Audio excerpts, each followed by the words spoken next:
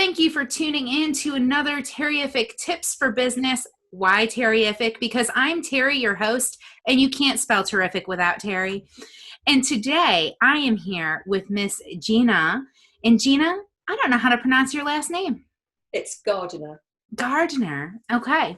So I am here with Miss Gina Gardiner, and she, for those of you that don't know her, is an amazing woman. She lives in London area in England, and so I am thrilled to have somebody from across the pond on our show to not just be on the show, but to share some amazing insights that she's developed over the last 20 years. And so I want to introduce you to her. So Ms. Gina Gardiner is a multiple #1 international best-selling author. She's a motivational speaker, empowerment and relationship coach, and a transformational leadership trainer with well over 30 years of experience helping people experience happiness, success, and fulfillment. All of a sudden, I see all of the light bulbs going on in your minds about why she's on the show today. She is the founder of Thrive Together Tribe membership and personal and spiritual development program and the Enlightened Leadership program. Man, she's been very prolific over these last 30 years, so I'm really hoping that we'll be able to learn quite a lot from her and her experience. Something fun, Gina has learned to walk twice in her adult life. I don't know many people who can say that, so I'm sure there's an interesting story there. And for over 20 years, she ran her award-winning school, for the most part, from a wheelchair. So if she can do that, imagine what you can do. The gift of this experience was the development of a unique approach to life and the development of her transformational leadership programs. Please join me in welcoming Miss Gina to the show. Thanks for being here, Miss Gina. It's my absolute pleasure. Thank you so much for inviting me. Yeah. So tell us a little bit about the experience. Let's start with learning to walk twice, because that sounds very interesting. What happened? I became a teacher and I was promoted very quickly. So I became a deputy principal of a large school at the age of 28. And I was appointed to be the catalyst for change. I was the youngest bar 2 on the staff, and I worked with the then principal to start getting things moving and bringing people into more modern ways of being. And I was really pleased to go off skiing in February. We have a week's holiday in the UK. And in those days, the style was to have as long a ski as you could manage. And I had skis for Christmas. And so I spent the whole week wrapping that extra 10 centimetres around the neck, basically. Had a bad fall on the Thursday and said to my colleagues, I'm not going to ski with you tomorrow morning. I'm going to go and get my confidence back. Met them for lunch and they said, we found this fabulous run, but they took the wrong turning. And instead of a fabulous long red run, we ended up on the Schindergratz, which was the most difficult black run in St Anton. Now, I was a proficient skier, but I'd never skied anything quite like this. It was very steep, very long, and full of 6-foot moguls. And for those who don't know a mogul, it's where the snow has been carved out by the weather. And so these were like 6-foot just humps of snow and ice. And most of the time, moguls are much smaller. They can be like little cobbles. Anyway, I skied the first third. I then fell. Took me ages to retrieve my ski. I got back to where the others were sitting, each of them on a mogul, rather like an elf sitting on a mushroom. So I took my skis off and I sat on the mogul, but it was an incredibly hot day and the top of the mogul had melted and it gave way. And so I fell about 150, 200 feet. Oh my gosh. The good thing about it is that with the 2 falls and the skiing, I was almost at the bottom of the slope. So it wasn't as much farther to fall. Oh, goodness.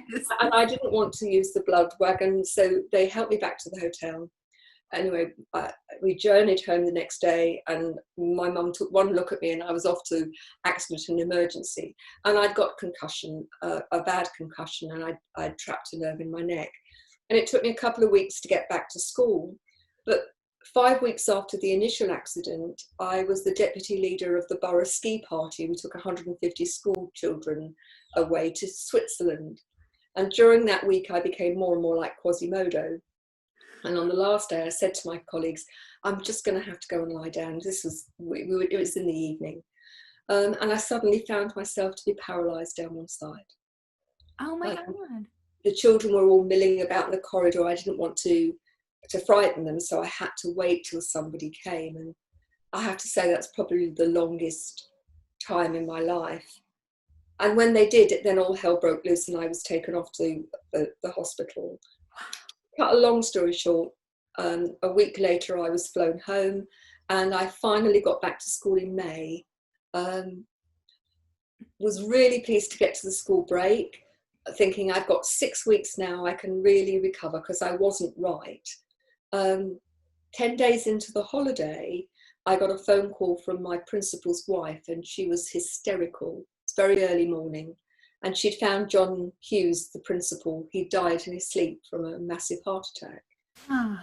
So the holiday, far from being restful, was helping her with the funeral, letting everybody know, and preparing for September. So I was acting head from September, and then I became the permanent head in January. And I was the head there for 20 years. During that time, by 1987, I'd started to use a wheelchair to get round school. And then I sneezed and ruptured a disc. I had failed back surgery syndrome. Took me 18 months to walk to the end of my very little garden then. And then I was sick and I ruptured another disc and I was completely wheelchair bound again. 2004, I had an ultimatum from the neurologist to say, stop doing the 14, 15, 16-hour day working because you're going to be housebound. And I have to say, daytime television doesn't do it for me. So I took the very difficult decision that I was going to leave. Now, while I'd been a serving principal, I'd worked for the government as an advisor. The school had done incredibly well using the techniques that I developed around. I couldn't physically get into the classroom. So I had to find another way of getting people to take radical responsibility for their own performance and a shared responsibility for the team. I'd like to think I'd have done it anyway, but I know that I'd have probably been too controlling. But because I couldn't physically get into the classrooms, I had to find a different way. It was incredibly successful. We were one of a beacon school, so I worked with hundreds of teachers and dozens of other schools. The same principles, the same techniques worked there. But by 2004, I had left headship and I thought, what am I going to do now? I was a qualified coach. I'd been a trainer facilitator for the National College and the London Institute. I'd been an advisor for the government. I'd been an Ofsted inspector, not all at the same time, but over the 20 years. And I thought, I've got all of this experience and expertise in terms of developing leaders. What am I going to do? So I took myself off to do a research project. Were the issues facing businesses of whichever sort the same as we faced in education? Because lots of people, particularly at that time, thought, well, education isn't business. Even though I had a budget of $1.5 million and I employed 100 people, they thought, well, education's different. But the reality was that we're talking about people. And so managing people and getting people to lead, doesn't matter what the widgets are, people are people. So I wrote my first couple of books, and to start with, between 2004 and early 2009, I worked mainly with corporates. But you'll remember the recession of 2008-9, and in 1 week, all of my contracts disappeared, my corporate contracts. So I had contracts that were going to be the bulk of my business work. I've always done life coaching, and at this time was doing some work for Essex University Business School. But the vast majority of my income came from the corporates. And suddenly, in 1 week, it was gone. Oh my gosh. So I thought, what am I going to do? I need an income. Um, so I'd been commissioned by Essex University to do some visiting lecturing, but then they would commission me out to go and work with smaller businesses. And I'd go and either do some training or I'd go and do some troubleshooting. And more often than not, I'd be invited back because there was another problem. And so I decided to approach those businesses and say to them, look, the stuff that's coming up could be avoided. How about I work with you on a regular basis, with you as the senior decision makers, and then that's what I still do. So I work with them. I sometimes work with their senior managers or their whole staff, but always with the senior decision makers. And every company that I've worked with for more than a year has become more productive, more profitable, better relationships, and better work-life balance for everyone. And it's exactly the same principles as I developed in school. Wow. I started to think, I need to reach more people. So many people are unhappy. The quality of leadership is pretty dire. And so 2 years ago, I started another business called Genuinely You, and that's all online, and it's about personal and spiritual development and enlightened leadership. And people often think they're two separate things, but this is about leadership for life. If you're an enlightened leader, then you recognize that it's your choice to lead your own life or not. True. So you kind of were able to leverage the school experience as kind of a training ground for developing some of these techniques. The principles and the techniques are the same, because they're about, if you're going to be an enlightened leader, and that for me, enlightened leadership is about leading with integrity, leading with compassion, and leading with the courage to do what's right, even when it's not easy. It's about leading with heart, really. And all of that depends on you leading yourself first. You've got to be the model. You've got to walk your talk. It's no good telling other people to do it if you don't do it yourself. That's not enlightened leadership. And there's a lot of examples of unenlightened leadership at every level of society. And I was concerned about the number of people who were stressed. £70 billion lost to the UK economy because of days off because of stress. £140 billion they think lost through presenteeism, which is when people are present but not fully functioning because of stress and anxiety. That's a lot of money. And then think about the human cost to them in terms of their health and well-being, to their relationships, to the children. And we know that there is a huge cost to many children who come from a home where parents have split up. Not always, but inevitably those children have an extra dimension to deal with, and many of them end up in poverty because of the breakup. So the costs to society, the costs to the family, to the individual are humongous. And so that's what I've set out to change. And I've got a huge, hairy mission, which is to positively impact on 1 million people in the next 5 years through enlightened leadership. I love your big, hairy mission. And I think it's totally possible with everything that you're doing. We connected through one of the Facebook groups. Somebody that I'm connected to is in your Genuinely You program, and they invited me to it. And it's awesome. I love seeing the engagement and how you're helping to spur on that positive conversation. And you're right. Leadership starts with leading ourselves. If we can't lead ourselves effectively, how can we expect to lead anybody else? And that's true whether you're talking about within your family, within your relationship, your personal relationship, within your family, within your job, within your community, within society as a whole. Yeah. And so, like a stone going into a pond, you throw it in and it ripples out, doesn't it? It does. But each person, when they actually make the choice to take radical responsibility for their own performance and a shared responsibility for their family or their team, things change in a profound way. Yeah.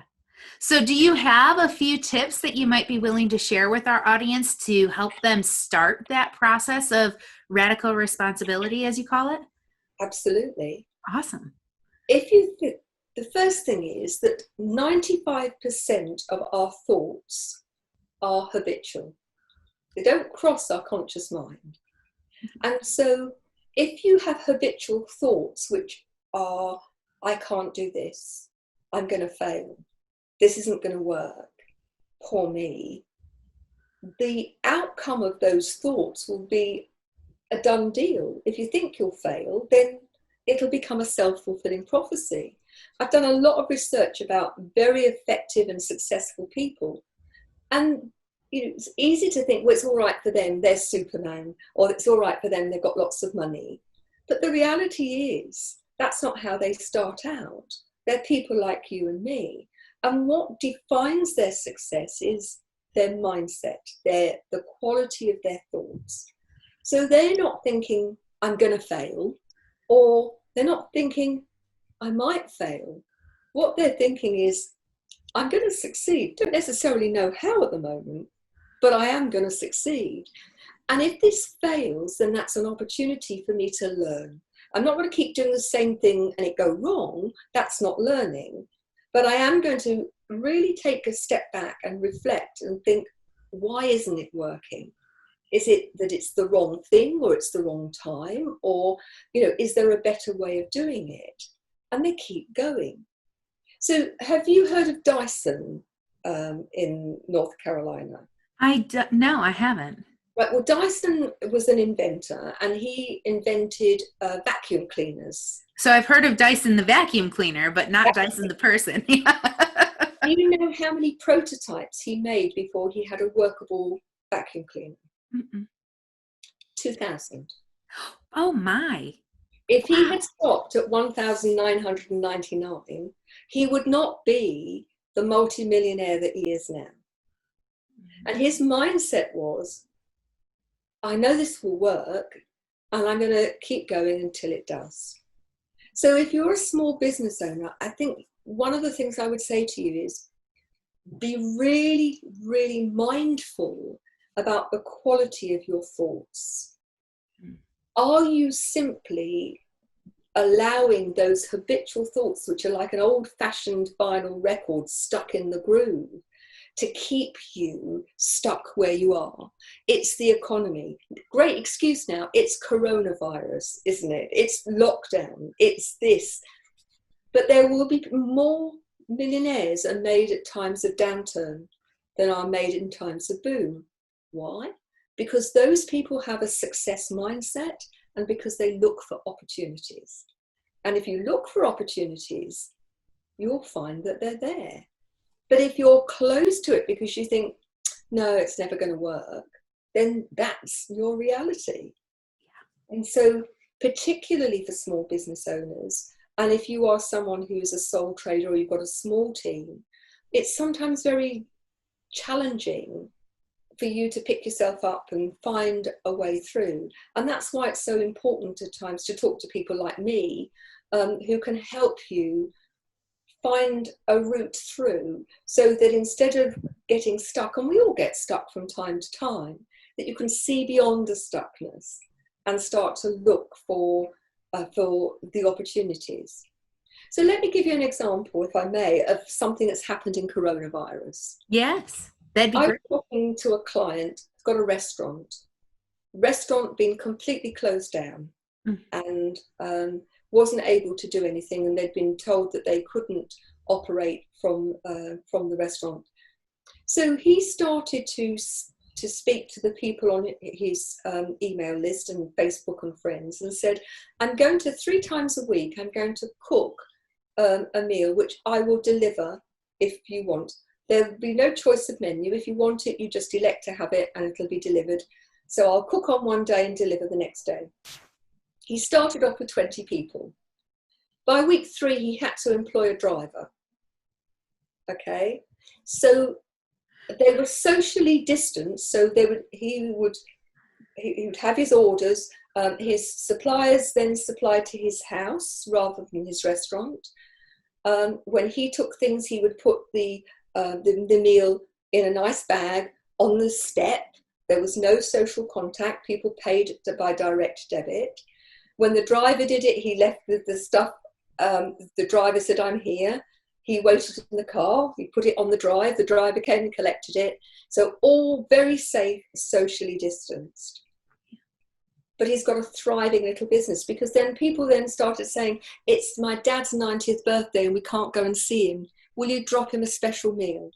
Or we've got an anniversary. Can you drop us an afternoon tea?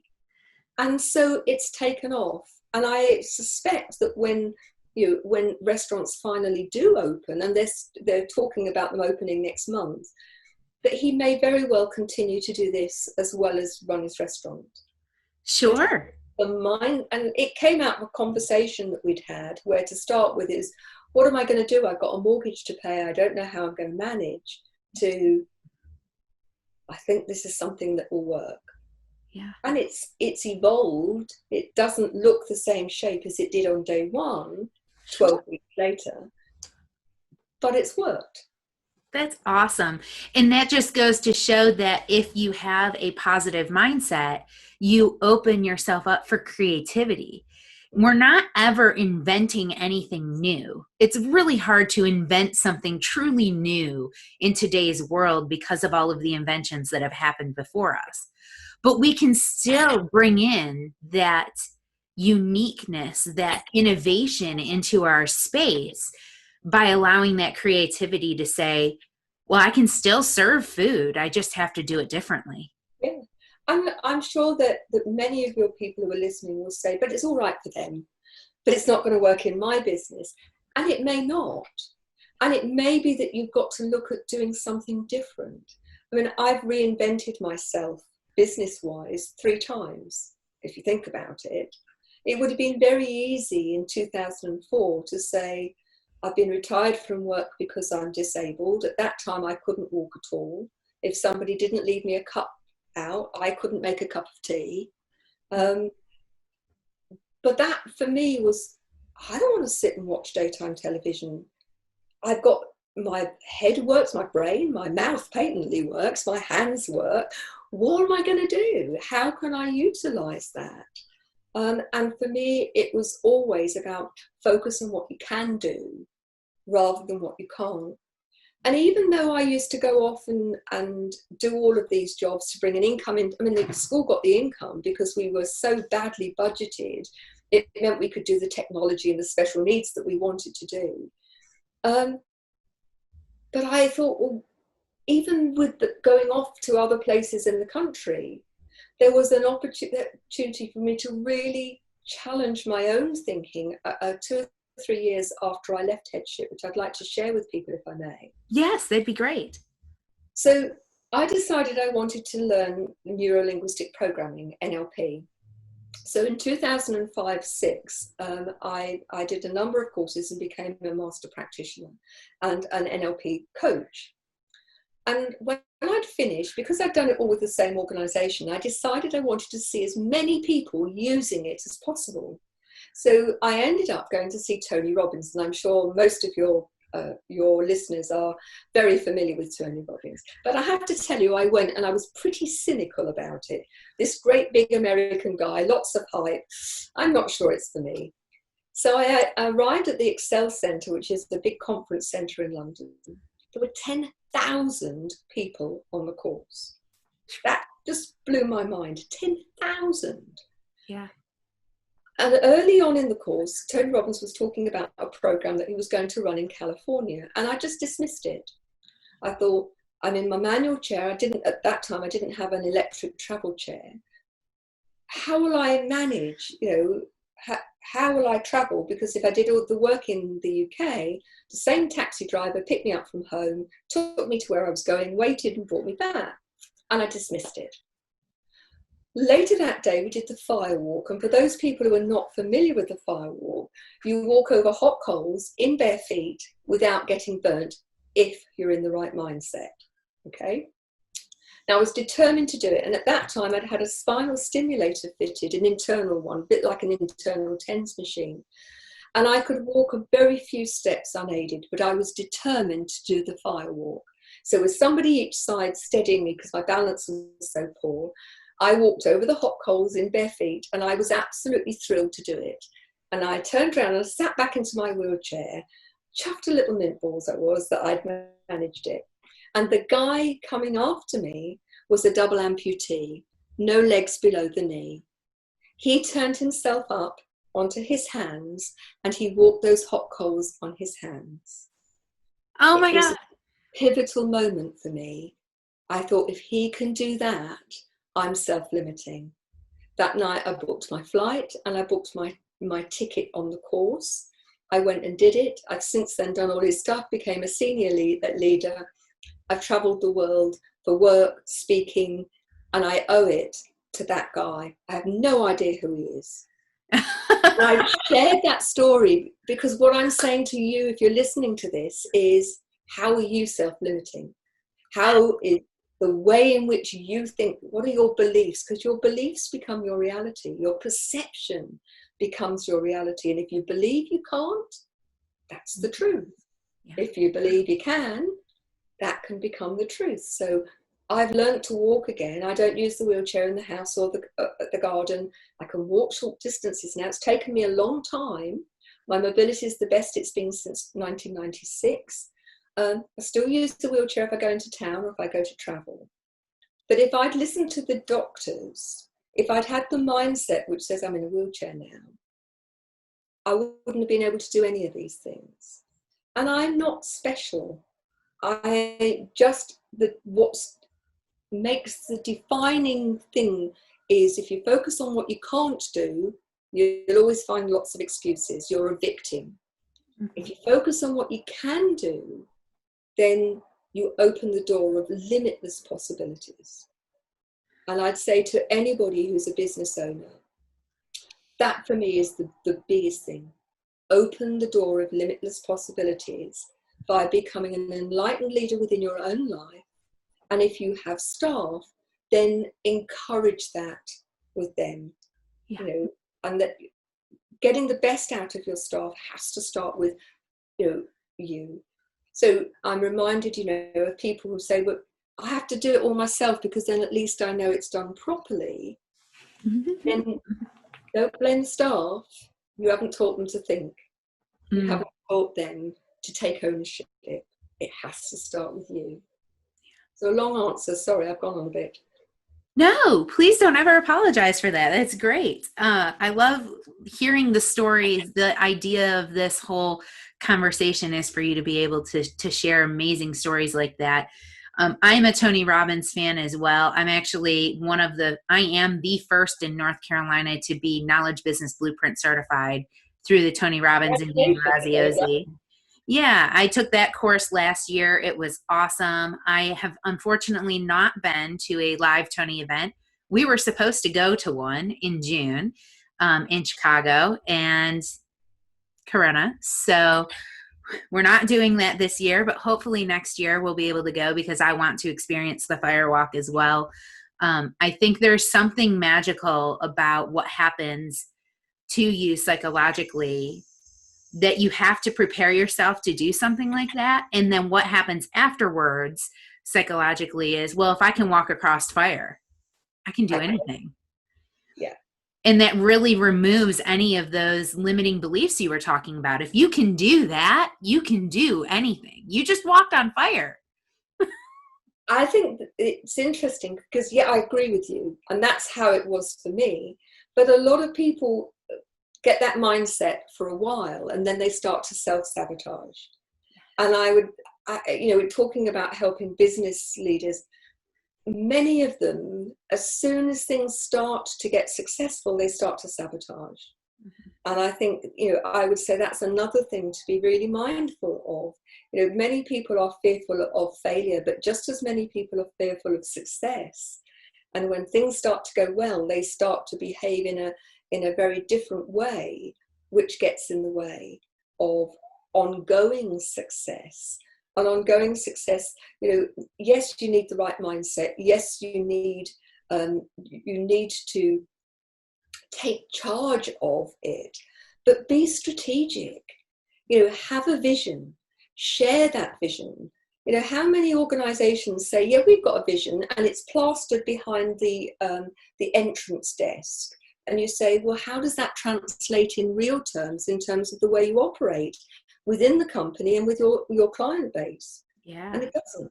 It's not part of the day-to-day language, or they talk about it in one form, but the reality is very different. Yeah. You know, lots of people do the grand gesture. I'll give you an example. I was working with a new client, and we were talking about how you market yourself. He said, oh, I've done email marketing. So I said, oh, okay. So how did you do it? He said, well, I sent out a load of emails. And I sent out a load of emails. Yes. I didn't get a response. So what did you do? Well, it didn't work, did it? And so the grand gesture is not followed up. And even something as simple, if you're going to a networking meeting, do you wring that opportunity dry by preparing who do you want to speak to, making sure that you speak to them and that you arrange a one-to-one, following up within 24 hours, doing what you say you'll do? Or do you just go to the meeting, pay for the breakfast or drink your cup of tea and think, well, what have I got out of that? Yeah. And so often we sabotage ourselves by the way in which we either take no action or we don't follow through. And you'll know from Tony Robbins that he talks very much, and I couldn't agree with him more, it's the small things done consistently that make the difference, not the grand gestures. Absolutely. And throughout this whole coronavirus, kind of going back to what we were talking about a little bit ago, I found consistency in my own marketing. And that has had tremendous, I'm riding a wave because it's had a tremendous return. So now the challenge, of course, is, okay, so now the business is coming in. How do you maintain that consistency? And the answer for me was duplicate myself. I have to hire somebody else. I need somebody who can manage my stuff so that way I can handle the clients, or I need somebody who can handle the clients so I can manage my stuff. And so I have found a couple of people who are doing parts. I don't have one person doing everything. I have this person handling this piece and this person handling that piece. And they're both handling different pieces of different projects. So they're not all on me. And that makes so much sense. And so many people, they want to hold it all here. And in doing so, they just limit themselves. And whether that's because they don't delegate or they're fearful of letting go. I think that, that's one thing. The other thing is that so many business owners are frightened of employing people who are better than them at certain things. Yeah. I want the very best of whoever I have. I don't want it to be limited to my level. I mean, certain things I'm really good at, but there are other things I'm mediocre and some things I'm just rubbish at. I don't want somebody who's going to replicate my level of being. I want the best. Yeah. And so, it makes sense to invest in yourself and invest in your business in terms of getting the right help at the right time and being very aware that unless you're a very small one-man band, you cannot do it all on your own. Well, and you also have to keep your own vision or your own dream in mind, right? So you have this big, hairy, audacious goal of the number of people that you want to help and you want to serve. I do too. And in this acknowledgement of, I want to have this level of impact, I realize I can't possibly have this level of impact by myself. Yeah. I have to have a team. I will succeed. And the only way to succeed is to have a team.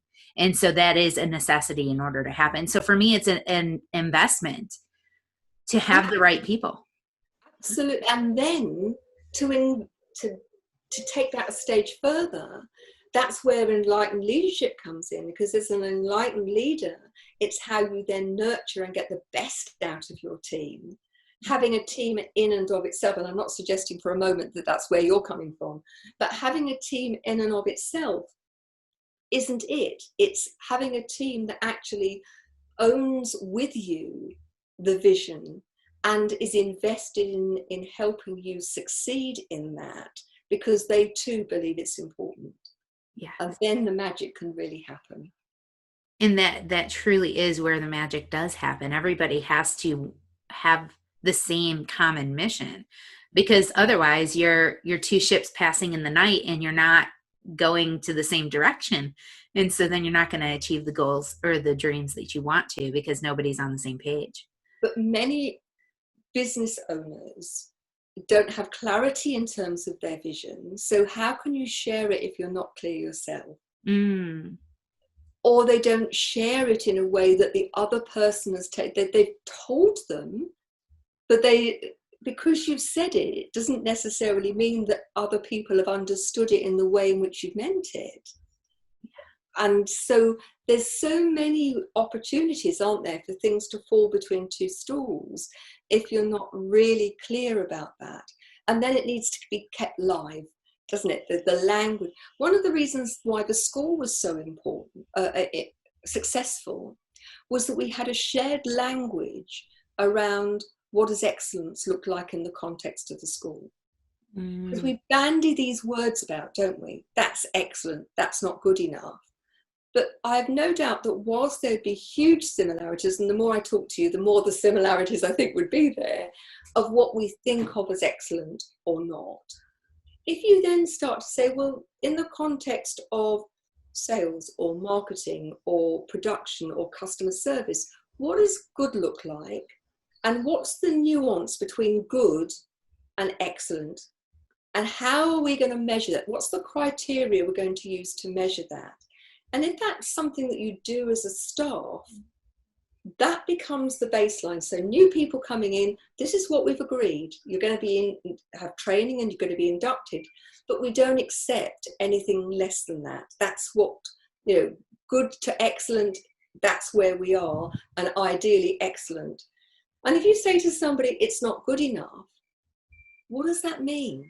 Yeah. It doesn't give anybody any indication of how to make it better. So this would be better if, or when, or how, is so much more helpful than just saying to somebody, it's not good enough. And I've looked at so many where people are doing personal reviews and performance reviews and indicators. And most of them are not at all helpful because they don't actually offer developmental advice in terms of how to move on. Yeah. And so people just get a bad feeling because I know I'm not doing it right, but I don't know how to get from where I am to where I need to be. Exactly, because the path isn't clear.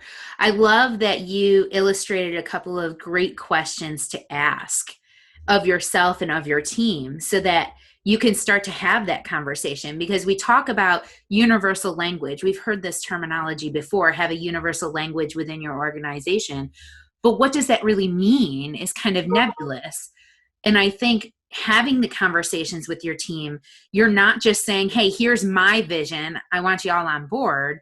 What you're saying is, here's what I'd like to accomplish. Does this resonate with you? Is this something that you can see value in or that you would want to participate in? And if not, that's okay. You just might not be a good fit for us. Absolutely. And if so, great. Then you are a good fit for us. Let's start developing what it looks like to make this a possibility. And the doing it together, yes. Not only does it mean that people have ownership, but actually you get great ideas. It's not one person's narrow view. You get a really enriched view. Now, inevitably, you have to decide, and sometimes there will be people who don't all agree in the same thing, so you come to a consensus, and there will be occasions, but it's how you set it up. I mean, I can remember going back to when I was a principal. I used to have a senior management team, a middle management team, and a general management team, and anybody on the staff could be on the general management team, but they couldn't pop in and out, and that's where lots of decisions were made. But the parameter of the decision was put up first.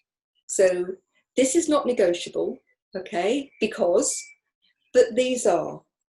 So that you started to get particularly young members of staff thinking, all right, I don't like that decision because it doesn't give me what I want. But when they started to see the discussion around what was negotiable, or non-negotiable and why, and what was negotiable and what the criteria had to be met, they started to see the rationale behind things, and it started to develop their thinking. And we've got to help people to think for themselves, because so often they're slapped down when they think, when they try it themselves. It's not a safe learning environment. Right. And so people then give up very quickly and think, well, okay, I'll wait for you to tell me. And that happens in so many businesses. Yeah. True. And I think part of the challenge, particularly here in the States, and I don't know what the story of education is overseas, but here in the States, our education system was put here to create followers. Our system is to create followers. We don't want you to think. We just want you to do. Well, now we're in a world and in a society where no, we need you to think, but we haven't taught you how to do it. So we're expecting you to think, and you're getting frustrated because you don't know how. And so having these communications, having these collaborative experiences helps to educate those people on how you want them to think, so that they can be a thinking body for you, not just a warm body for your organization. And as we go into the new era, and I don't know what your spiritual beliefs are, but I believe that we are moving through this chaotic transition, and that there is the opportunity for a much better way of being. And for me, enlightened leadership is about wanting to make a positive difference. It is about, if you step into your own power, it's not about diminishing other people, but through your own power, it's recognizing potential and nurturing others. It is about recognizing that, you leave a legacy, a living legacy, in every word you speak, in every action you take, and when you don't. So how do we raise the vibration? How do we help people to learn how to take care of one another, to take care of the environment, to actually leave this world in a better place than it was when we arrived? So there is a legacy for our children and our children's children and so on. And I feel very strongly that it's through leadership, and that can start at a family level, it can start at a company level. It's through that leadership that we will start to make a difference. How many times have you heard people say, yeah, but what can you do? I'm only one. Mm-hmm. And yet, spend the night in a room with a mosquito and then tell me that small things have no power. I've heard that saying before. It's so true. Every decision we make, every choice has consequences. But for the most part, most of us are just let it happen. And I think that once you start to be conscious about those decisions and the impact they have, then your life takes on a completely different view. And so does your work.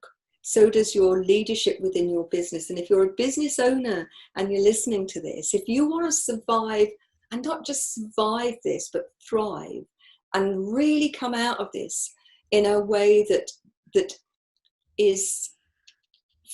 gives you a sense of fulfillment, then you have some choices to make.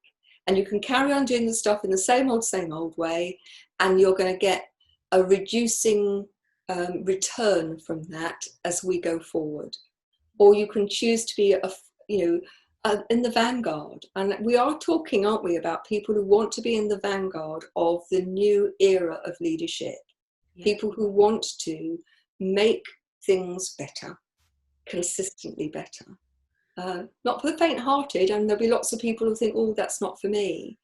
But I think the reward at a personal level and for your business, the rewards are going to be huge. And I'd urge those of you that are listening to really think about, what do you want out of life? What's important to you?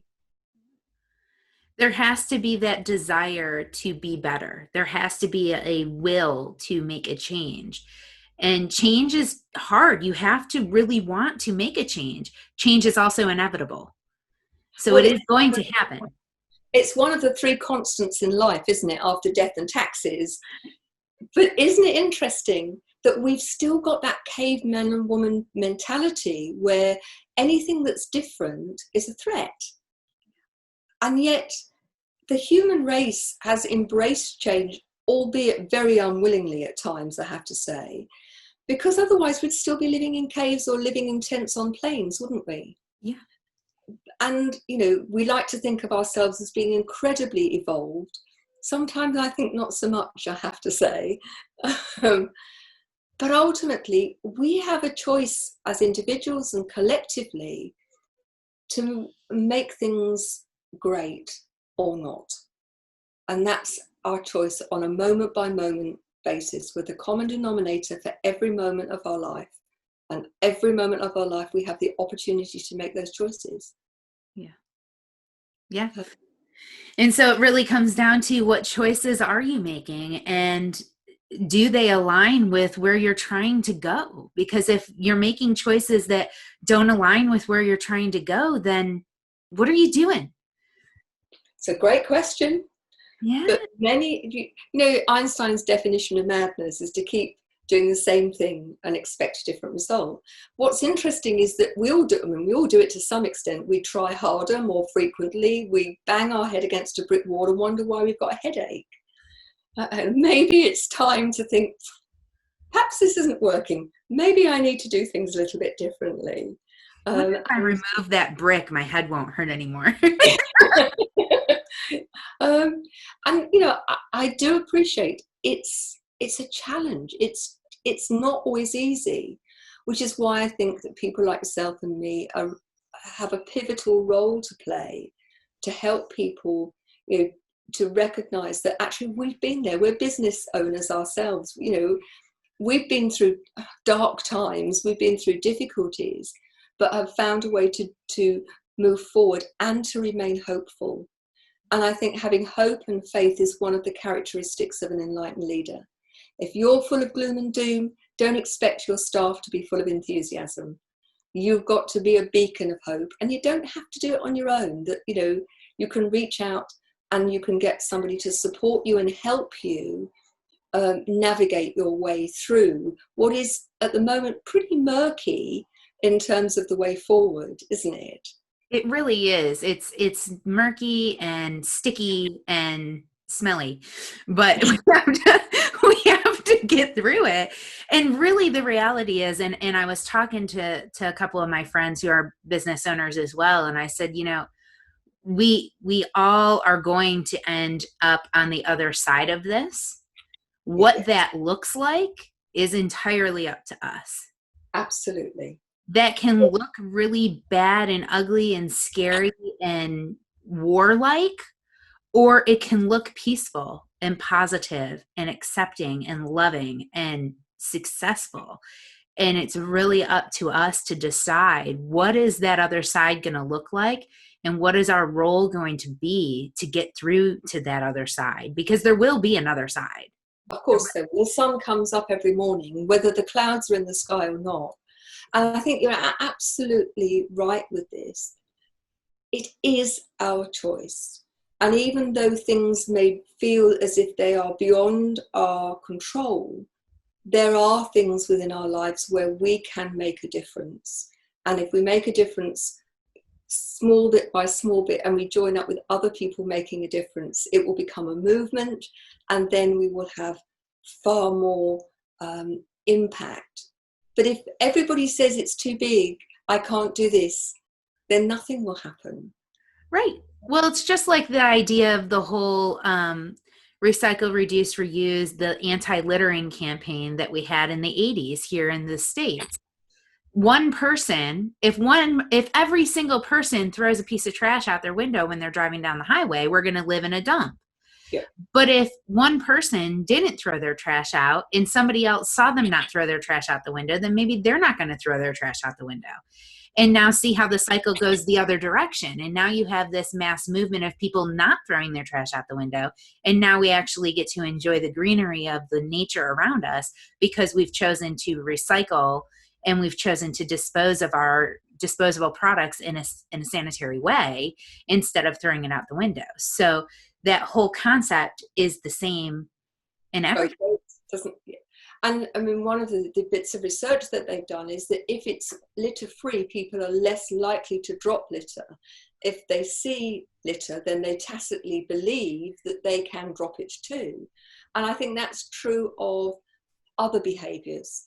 If we see other people doing it, then often, well, I can get away with it too. And that's where when I talked about enlightened leadership with integrity, compassion, and courage, sometimes it's the courage to say, I'm not going to do that. That's not right. And sometimes it's the courage to speak up and say, that's not acceptable. That's not right. I can't remember who said it. Evil persists because good men stay silent. Now, one might argue that he was a bit of a misogynist, whoever said it, but good people stay silent. But ultimately, our future is up to us, isn't it? Our present and our future. Let's learn from the past. I mean, how many times do you look at history's repeated itself? Why? Because we failed to learn the lesson. Yep. And that's the same for anybody in business too. If you are finding that you have a normal cycle in your business and you keep hitting this same cycle of busy season, slow season, busy season, slow season, well, what are you doing during the busy season to stop that slow season? And if you're not putting anything in place to stop that slow season, you're going to hit it again. And you're going to keep hitting that slow season until you figure out what system do you need to put in place to stop it and raise that vibration up, just like you talked about earlier.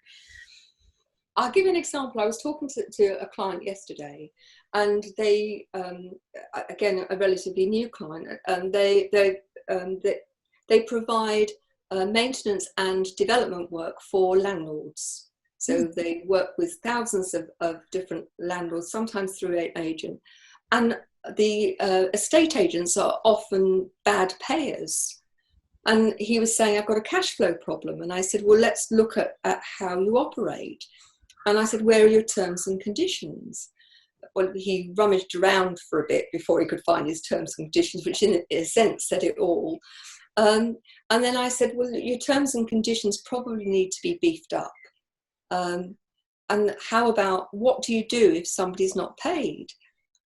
So I spoke to his wife, who actually does the account. She says, I send them a letter. They phone Alex up, and Alex says, oh, well, I'll give you another month. And so he's feeding the very habits that he doesn't want. Mm-hmm. And so we talked about there being a letter with reissuing terms of conditions very, very clearly.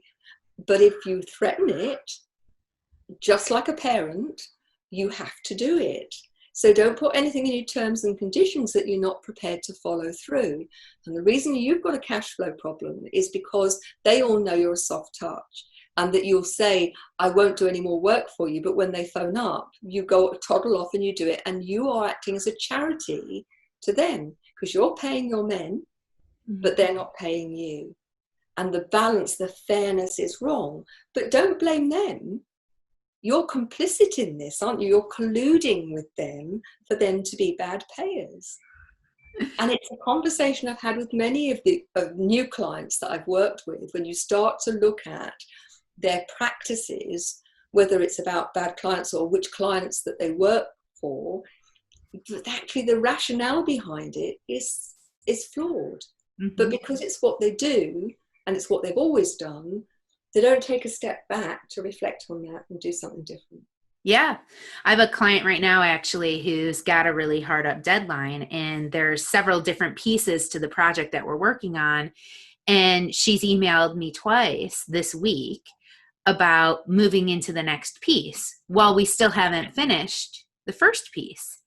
And so I addressed her by saying, I understand we're under a deadline and we need to get that done, but I am not going to go into that piece when this one is not done yet. We need consensus here, and then we need the consensus of what this is going to look like in order to meet your deadline. So if the deadline is really that important to you, you're going to stop nitpicking and you're going to take that action that needs to be done, which is agreement. This is where we are. This is fine the way that it is. We're good to move forward. We can make changes on it later if we want to. Next. Yeah. But it's a really common practice, isn't it? Mm-hmm. This isn't comfortable, So let's leave that and we'll go on to that, because that's nice, new, bright and shiny. And I'll go and play with that. But the foundation work's not being done, so it's never going to work. But you feel busy and it looks good. But actually, it's a very flawed way of operating, isn't it? It is. My husband actually read a book recently that mentioned that whole concept of we start something. We all business owners do this. We start something and then we get sidetracked and we are off to the races on the other thing. We never finish this thing first. And so what that actually is action faking, because you think doing that other thing is going to produce the illusion that you're actually working towards your goal. Yeah, it gives you that feeling, that feel-good feeling that you've accomplished something, because you're not accomplishing anything over here. At least it feels like you're not accomplishing anything over here because you've been working on this one thing for a while. So now I'm going to just allow myself to be distracted, and I'm going to go over here because it's shiny and new, and I can get a lot more done on it faster because it's new. Yes. Whereas this is slower because it's been there a while. Yeah. It's a little more arduous to feel like I've accomplished something. Yeah. Yeah. And that I call that sabotage. We talked about sabotage earlier. There are so many ways that people can sabotage themselves, which is why it's really helpful to have somebody who is holding the space, a safe pair of hands who can reflect that back to you and say, look what you're doing. Are you sure? Yeah. Gina, this has been absolutely brilliant. I've so enjoyed the conversation. I do want to respect your time and our listeners. I think they all have gotten definitely some value out of this conversation, and we might need to do another one. But what's going to be the best way for our listeners to get in touch with you so that they can continue to be plugged into the amazing Enlightened Leadership courses and material that you have available? I have two websites, the genuinely-u.com website, which has got everything on. If you're interested in the Enlightened Leadership program as a participant or an affiliate, go to enlightenedleadership.co. You can contact me at gina@genuinely-u.com. I'm on LinkedIn, or come and join the Genuinely You Facebook group. You'll find Genuinely You with Gina Gardiner. Just ask to join and you will be very much welcomed. So lots of places to find me. Awesome. Awesome. Well, I've so appreciated this conversation. I hope everybody took some amazing notes, because you've definitely given us some things to think about in terms of how are we leading ourselves? How are we leading each other? And how are we going to leave an impact that we can be proud of on this world so that we can leave it a better place than where we found it? That's fabulous. Thank you so much for having me on the show. It's been an absolute pleasure. You are so welcome. Thanks for being here. And we look forward to seeing you next time on the Terrific Tips podcast. I look forward to it too. Thank you.